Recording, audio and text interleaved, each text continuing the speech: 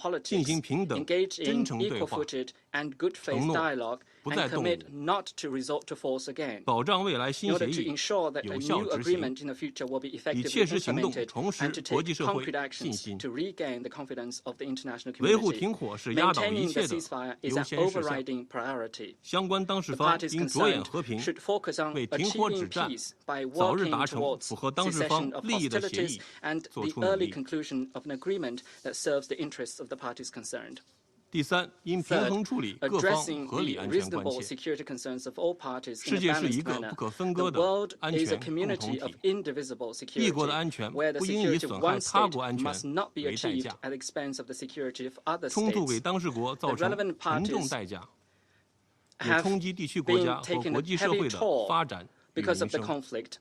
And this conflict has also sent shockwaves to the development and well-being of other countries. The relevant parties should stay calm and exercise restraint, abide by the obligations under international law and the purposes of the UN Charter, lift sanctions, accommodate the reasonable security concerns of one another and those of their neighbors, and gradually advance the negotiation process to work towards a balanced, effective, and sustainable security architecture for the Middle East region. Under the current circumstances, the Security Council should play a constructive role instead of pushing through sanctions and exerting pressure on Iran at every turn, or worse still, becoming instrumentalized by a handful of countries to advance their own political agenda. It is important for Council members to bear in mind the overarching goal of seeking a political settlement of the Iran nuclear issue, take concrete steps to secure time and space for diplomatic efforts, and create a favorable atmosphere for diplomatic negotiations. We believe this is a position shared by the vast majority of Council members. President, China has been closely following the developments of the situation in the Middle East region and the Iran nuclear issue. Guided by our consistently objective and impartial position, China has engaged in shadow diplomacy to help bring an end to the war and to do what it can for peace. President Xi Jinping put forward the 4 propositions on safeguarding and promoting peace and stability in the Middle East. China, together with Pakistan, proposed a 5-point initiative for restoring peace and stability in the Gulf and the Middle East region. China has also stayed in close contact with relevant parties on the Iran nuclear issue. Through multiple communications to the UN and the IAEA, China has made its position crystal clear and has called for safeguarding the process of diplomatic and political settlement. China stands ready to join the international community in lending greater support to facilitate peace talks and continue to contribute constructively to the proper settlement of the Iran nuclear issue and a lasting peace in the Middle East. Thank you, President. I thank the Chinese delegation, and I now give the floor to the delegation of the United States. Thank you, Mr. President, and thank you to Colombia for convening this meeting, and for doing so despite those on this Council who seek to impede the work of this committee. Colleagues, such obstructionism is not unique to the 1737 sanctions regime, but the consequences are significant. Certain states, in disregarding restrictions imposed by this Council, and more broadly, shielding Iran from accountability, directly enable Iran's destabilizing activities, many of which transgress this Council's resolutions. Last September, the Council decided to reestablish the 1737 Committee based on a widely held concern among members about an Iranian nuclear program progressing in the dark, without the international community's visibility. In his introductory statement at yesterday's opening session of the International Atomic Energy Agency Board of Governors meeting, IAEA Director General Grossi noted that during this reporting period, Iran had not engaged the agency on the unresolved safeguard issues described in his comprehensive assessment report of June last year. DG Grossi called on Iran to engage the agency constructively in order to facilitate the full and effective implementation of safeguards in Iran in accordance with the NPT Safeguards Agreement and implement the relevant provisions of Security Council and board resolutions. Not only do we echo that call, Mr. President, but yesterday at the Board of Governors meeting, we circulated a resolution that urges Iran to provide precise information on its enriched uranium stockpiles and affected facilities without delay. We describe that cooperation as urgent and essential. For over 11 months now, IAEA inspectors have been unable to access neither Iran's highly enriched uranium stockpile nor other previously declared low-enriched uranium stocks at facilities struck a year ago. In violating its NPT safeguards obligations and denying IAEA access to verify the suspension of its enrichment activities, Iran has contravened Resolutions 1737 and 1929. Iran has also, in attempting to advance its ballistic missile program, violated the broad prohibition of such activities in Resolution 1929. This program, in turn, has enabled recent strikes by Iran and Iran-affiliated groups against civilians and civilian objects in Bahrain, Israel, Iraq, Jordan, Kuwait, Oman, Qatar, Saudi Arabia, Turkey, and the UAE. Moreover, Iran has not only continued to violate its safeguards agreement and sustained its ballistic missile programs in defiance of Council resolutions, but it has violated UN prohibition on the exports of Iranian weapons steadily since those measures' reimposition last September. Iran has proliferated conventional capabilities around the world, including in many cases to non-state actors. Iran's defiance of this Council's resolutions has been enabled by two members of this Council. Russia and China have sought to neutralize this committee, render Iran a beholden partner, and divert international attention away from their own noncompliance with this regime, noncompliance which a panel of experts would inevitably expose. Russia has repeatedly acquired close-range ballistic missiles from Iran in violation of Resolution 1747. In January 2026, Moscow provided Iran with attack helicopters in violation of Resolution 1929. Colleagues, this Council has a clear mandate to enact 1737 Sanctions Committee and the associated panel of experts. To view these mechanisms as punitive willfully misunderstands the Council and its tools. This committee and these resolutions provide the Council with a peaceful means of resolving threats to international security and welfare. I believe all members would each claim a preference for peaceful resolutions for diplomacy over the alternative.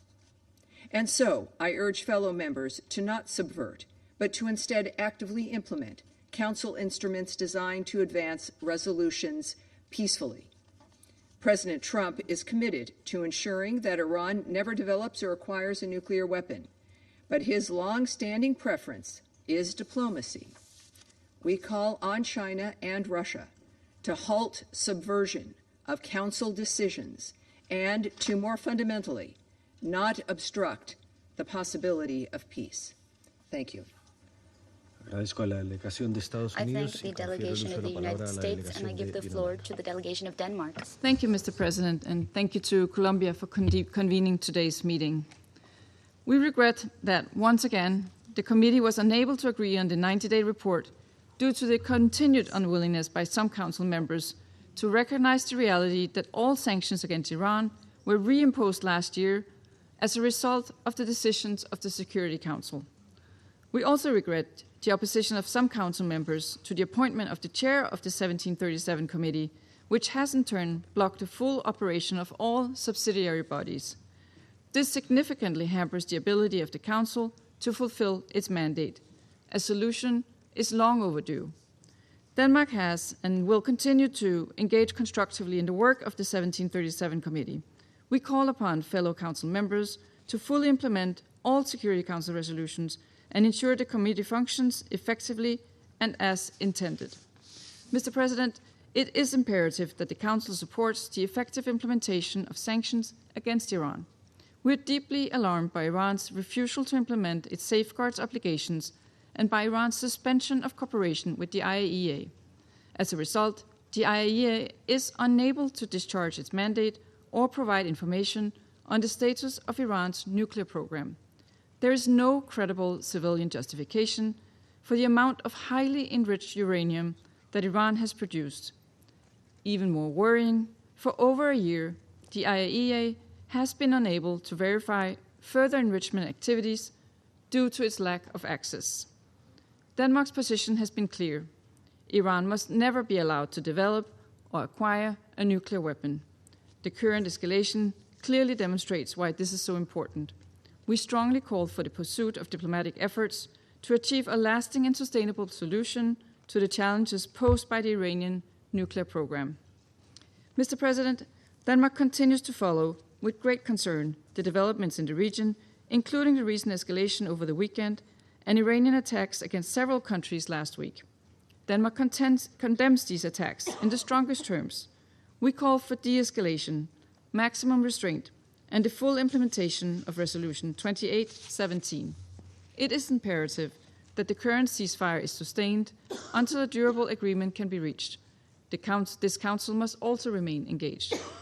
There is an urgent need for the Strait of Hormuz to be reopened. As we have heard on multiple occasions, the consequences of Iran's attempt to keep the strait closed is felt globally.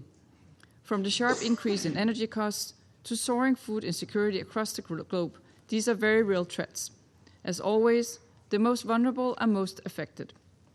Denmark calls on Iran to stop its attacks against countries in the region, end the de facto closure of the Strait of Hormuz, and engage in good faith in diplomatic efforts to find a durable solution. We thank Pakistan for its efforts to lead the parties towards a permanent ceasefire. We repeat our call for full compliance with international law, including international humanitarian law, and recall that the protection of civilians, which also includes seafarers, is essential.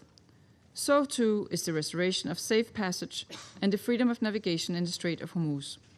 Respect for international law, including the UN Charter, remains the key condition for international peace and security. It is high time that this condition is fulfilled. I thank you. I thank the delegation of Denmark for the statement, and I give the floor to the delegation of Greece. Thank you, Mr. President. I also thank you for convening this meeting and the Secretariat for its continued work on this file. At the outset, let me reiterate Greece's concern over the escalation that we're witnessing during the past months in the Middle East. In the wake of more strikes against the Gulf countries, the present extended ceasefire, although fragile, must be maintained across the whole region and provide time and space for a comprehensive negotiated solution. Any further escalation carries grave consequences for civilians and poses serious risks to non-proliferation and international peace and security. We therefore call on all parties to show maximum restraint, refrain from any action that further inflames tensions, and pursue de-escalation, dialogue, and diplomacy as a matter of urgency. International law, including international humanitarian law and international law of the sea, must be fully respected. Civilians and civilian infrastructure must never be targeted. We strongly condemn attacks against civilian infrastructure, including critical energy facilities in the Gulf countries, and stand in solidarity with all affected states that were drawn into a war that did not want. Freedom of navigation must be safeguarded, including the right of transit passage through international straits as reflected in the United Nations Convention on the Law of the Sea. Passage through the Strait of Hormuz must be unimpeded. Moreover, Iran's nuclear program remains a major source of concern that needs to be addressed in comprehensive negotiations. Iran must never develop or acquire a nuclear weapon. We remain deeply concerned about the scope of Iran's nuclear program and its lack of transparency. The accumulation of highly enriched uranium, including uranium enriched up to and possibly to more than 60%, cannot credibly justify civilian use.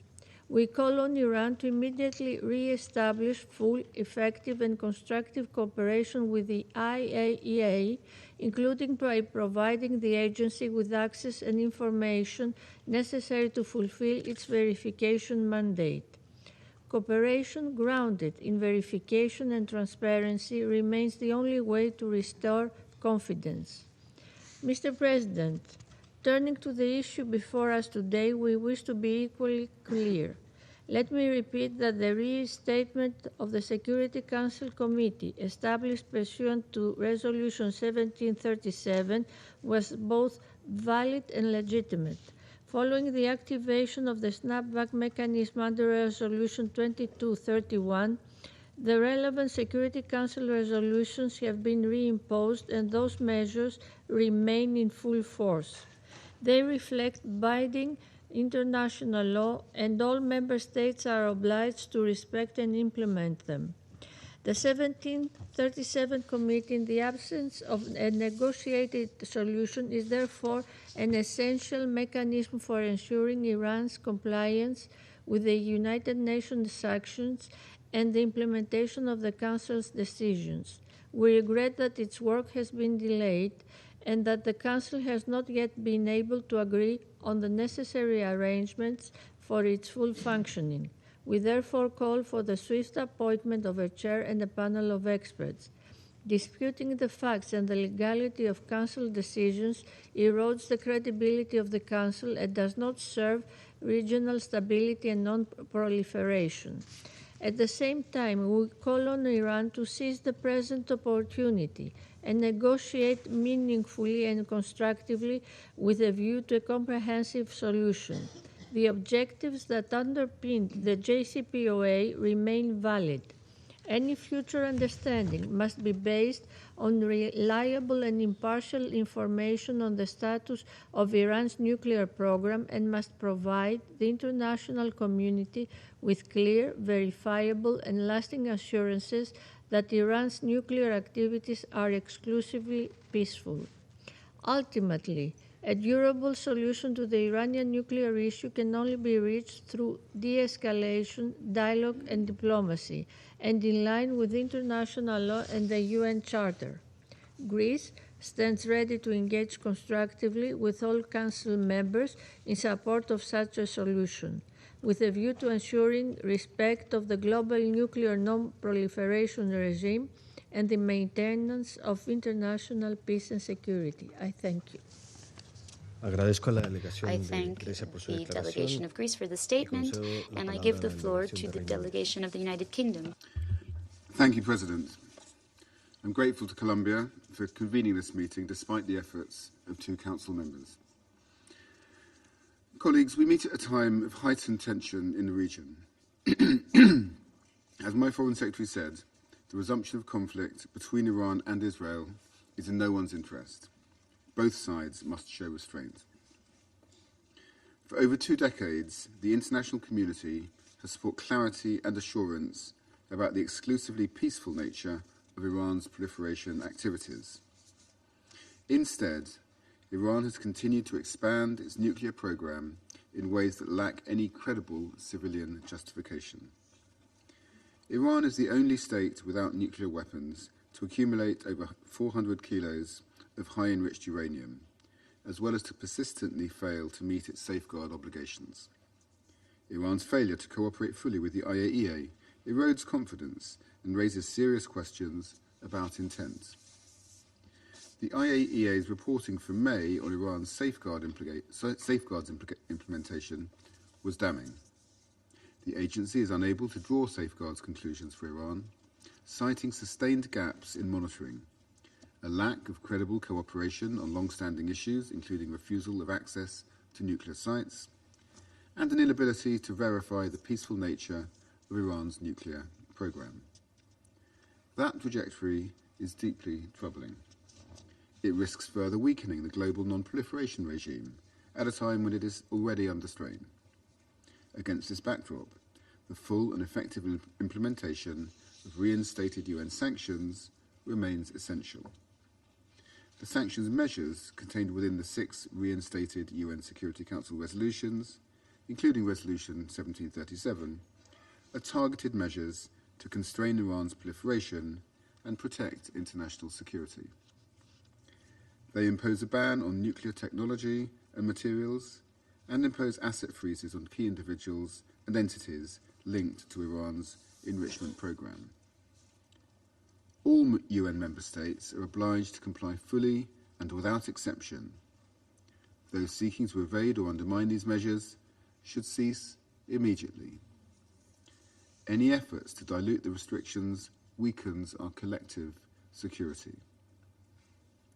We regret that Russia and China continue to impede the sanctions which this Council is entrusted to uphold.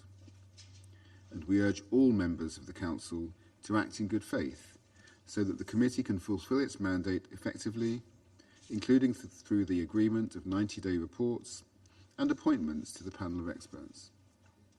We also call for the prompt appointment of a chair, and we look forward to the Secretary-General's report on the implementation of Resolution 2231. President, our objective remains unchanged. IAEA reports are clear about Iran's non-compliance, and we are clear in our purpose. We want to see a negotiated settlement that provides verifiable assurances of a peaceful nuclear program. The United Kingdom remains firmly committed to a lasting and sustainable diplomatic solution that ensures Iran never develops a nuclear weapon. I thank you. I thank the delegation of the United Kingdom for the statement, and I give the floor to the delegation of Somalia. President, at the outset, Somalia reaffirms its unwavering commitment to the non-proliferation of weapons of mass destruction and the preservation of international peace and security. My delegation takes note of the divergent views among Council members regarding 1737 Committee. We believe that a measured and balanced approach remains the only sustainable way forward to addressing concerns of all parties and resolving the current challenges. We underscore the primacy of the Charter of the United Nations and international law and encourage constructive, good faith engagement to preserve the Council's unity. President, regarding Iran's nuclear issue, we urge a return to the negotiating table to resolve the non-proliferation issues. We believe the only viable path forward is with swift recommitment to sustained, substantive talks on non-proliferations anchored in relevant Security Council resolutions. Somalia recognizes the indispensable role of the International Atomic Energy Agency's verification and monitoring activities play in ensuring nuclear safety and global stability. We further underscore the critical role of the IAEA plays in safeguarding enriched uranium, including the clarification of information about material locations. We reiterate our long-standing call for the establishment of a Middle East zone free of nuclear weapons and for all regional states to join the Treaty of the Non-Proliferation of Nuclear Weapons without exception. President, on the work of the subsidiary body organs, we express our deep concern regarding the Council's continued inability to reach timely consensus on the appointment of chairs and vice chairs for the 6th consecutive month. The current deadlock follows the unprecedented delay in appointing chairs last year, the longest in the Council's history at the time until this month. We stress the importance of showing flexibility, pragmatism, and the spirit of compromise necessary to restore the vital work of the subsidiary bodies to full operational capacity. To conclude, President, the challenges before us require a collective, measured response rooted in dialogue, mutual respect, and renewed commitment to the United Nations Charter and multilateralism. Somalia stands ready to engage constructively with all Council members to chart a path forward that upholds the Charter and respects international law. I thank you. I thank the delegation of Somalia, and I now give the floor to the delegation of Panama. Thank you, President. We would like to thank your presidency for convening this meeting. The Republic of Panama has reiterated in multiple fora its firm commitment to the NPT, and we recognize that its goals can only be achieved through effective verification and monitoring mechanisms. Among those, the safeguards of the IAEA, and when appropriate, the mechanisms established by the Security Council with regards to non-proliferation. In this context, Panama would like to underline the importance of the fact that mechanisms created by the Council to supervise this regime, including Committee 1737, are able to fully carry out the mandate entrusted to them. The lack of effective functioning for these mechanisms limits the Council's capacity to effectively monitor the issue and creates a vacuum that in practice can facilitate the continuity of activities that are incompatible with the obligations on the basis of international law and the resolutions of this Council. The persistence of non-compliance on behalf of Iran, as well as the actions and military reactions associated to this issue, continue to negatively impact regional stability, the regular development of commercial activities, and the exercise of the freedom of navigation. As a seafaring country, Panama observes with concern the damages caused to ships transiting through the region as a consequence of the restrictions imposed by Iran in contravention to the principles of international law that ensure freedom of navigation. President, preserving the objectivity of verification mechanisms contributes to strengthening international trust in the capacity of the United Nations to promote compliance with its decisions. For this sanctions regime to continue to be credible and effective, it is critical to have a rigorous analysis carried out by experts on the basis of evidence and with verified and up-to-date information that allows for the Council and the Committee to precisely evaluate current challenges and, when necessary, to consider changes that favor a more focused and effective application of the measures adopted. Likewise, the periodic updating of sanctions lists is a fundamental technical element.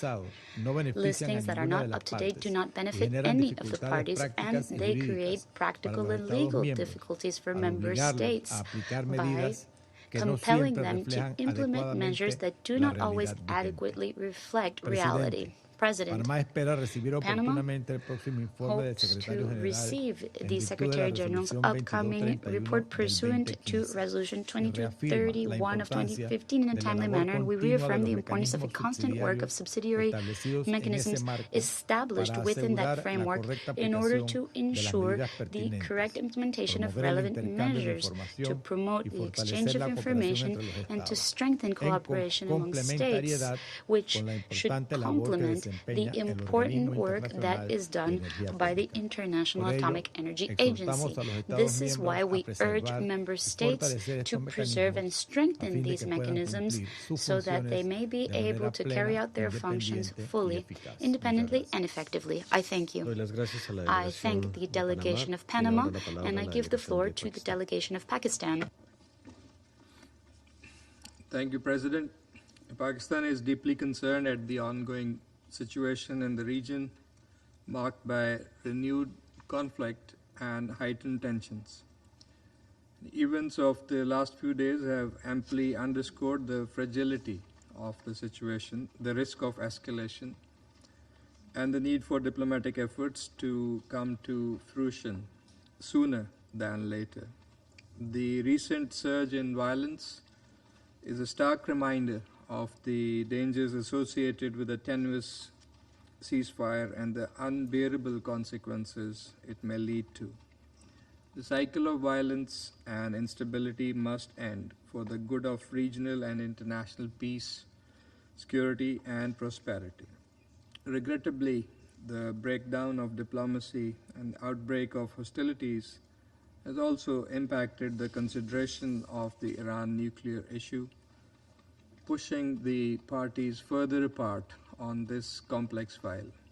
It also disrupted the IAEA's crucial verification mandate. President, we reaffirm our support for the resolution of all outstanding issues, including the Iran nuclear issue, through peaceful means, diplomatic engagement, and sustained dialogue. We are of the view that diplomacy and dialogue should be the guiding principles for achieving negotiated settlement of all contentious issues in accordance with the rights, obligations, and responsibilities of the parties concerned. Pakistan, along with partners, initiated diplomatic efforts to stop the war and to bring the parties to the table. We have been undertaking constructive diplomatic engagement in supporting de-escalation, ceasefire, and the broader pursuit of stability in the region.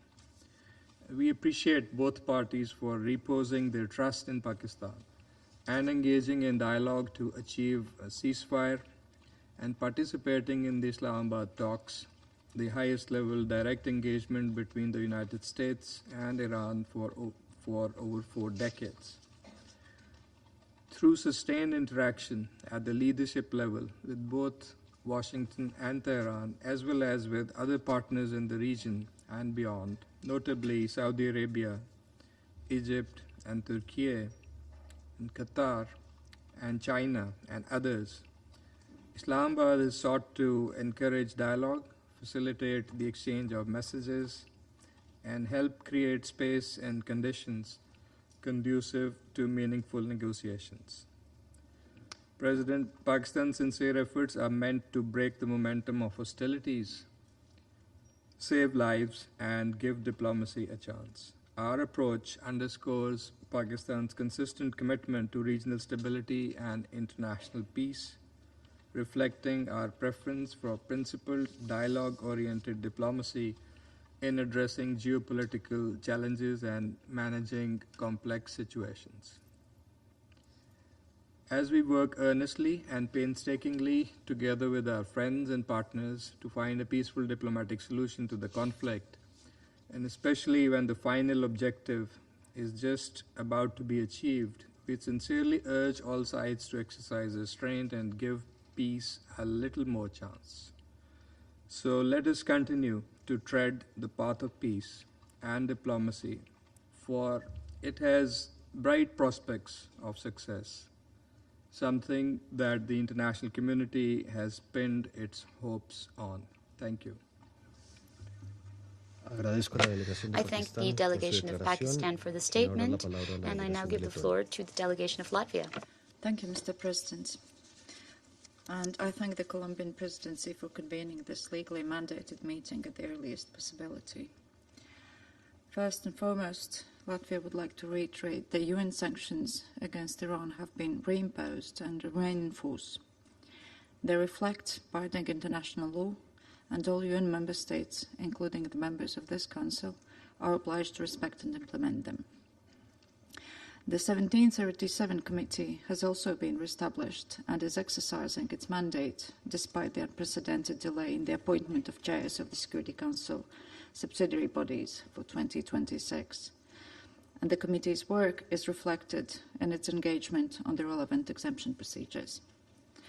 It is regrettable that we were again unable to reach an agreement on the 90-day report of the 1737 Committee. And this follows the equally disappointing lack of agreement on new listings and panel of experts. Mr. President, Security Council sanctions are a critical instrument to curb unlawful behavior of states.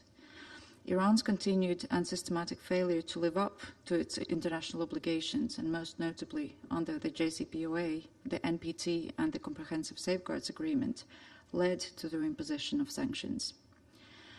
By violating countless binding provisions and producing highly enriched uranium, Iran continuously disregards international law.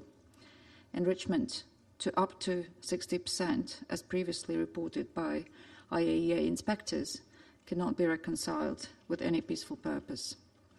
And despite repeated assurances to the IAEA, Iran has withheld required access and has not complied with its commitments, therefore necessitating a clear and firm response. As long as Iran chooses to pursue its destabilizing nuclear program, to refrain from granting unhindered access to IAEA inspectors to all relevant sites, and to not return to meaningful negotiations, the sanctions will remain in place. Iran's destabilizing activities in the region carry global consequences and further demonstrate its reckless attitude. It must cease and provoke attacks against its regional neighbors and immediately terminate any attempts to block the Strait of Hormuz. The humanitarian toll resulting from Iran's actions is growing more severe by the day, and already the consequences are far too grave. In this regard, we must recall that Iran has supplied Russia with drones and missiles for Russia's aggression in Ukraine, also used to attack civilian targets. And these are the same weapons Iran has been using against its neighbors in the Gulf region. And we maintain our call for an immediate cessation of attacks and urgent de-escalation. The ceasefire must be respected, and a comprehensive solution is needed to ensure that Iran never acquires a nuclear weapon and that free and safe navigation can resume in the Strait of Hormuz. Mr. President, it is deeply regrettable that some Council members continue to dispute legal reality, and as a result, the work of all UN Security Council subsidiary bodies is being paralysed. Narratives that deny reality do not alter the obligations under international law. Attempts to disrupt the decisions of this body and their implementation undermine both the Council and international law more broadly. And finally, allow me to reaffirm our readiness to engage constructively in the work of the 1737 Sanctions Committee and reiterate our strong call for the subsidiary bodies to resume their full operation without further delay. I thank you. I thank the delegation of Latvia, and I now give the floor to the delegation of Liberia. Thank you. Thank you, Mr. President. We face a moment of dual crisis. A region holding a fragile ceasefire and a council that has allowed competing legal interpretations to displace collective responsibility. As a nation that rebuilt its institutions after prolonged conflict and that has lived inside both the promise and the failure of multilateral mechanisms, Liberia understands concretely what it costs when this body allows procedural disagreement to become a substitute for action. The impasse over Resolution 2231 and the 1737 sanctions architecture is the Council's most immediate institutional challenge. Divergent views on whether that architecture remains operative have created a vacuum in oversight precisely when oversight matters most. Liberia does not ask the Council to resolve that legal question today. We ask it to refuse to be paralyzed by it. 3 steps are both necessary and achievable in our view. First, the Secretary General should be requested to establish interim secretariat-led reporting arrangements that preserve the core transparency, monitoring, and institutional memory functions of the sanctions regime. And this is pending resolution of the underlying legal questions. This requires no agreement on legal interpretation. It requires only agreement that the Council's oversight responsibility does not lapse because its members disagree about the legal calendar. Continuity of information is and must be the floor below which this body cannot fall. Second, the Secretary General should be requested to facilitate a dedicated communication channel between the relevant parties, building on existing intermediary arrangements, with a mandate to engage directly under Article 99 whenever developments risk escalation. The current cessation of hostilities is real, but it is also, as we all know, reversible. Miscalculation does not require intent. It simply requires opportunity.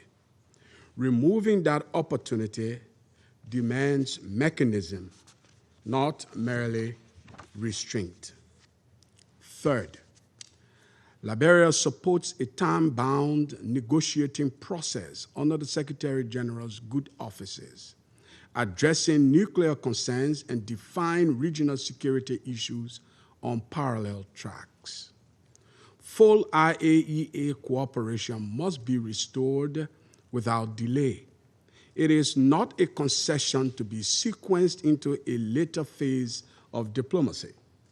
It is the precondition for any agreement capable of commanding international confidence.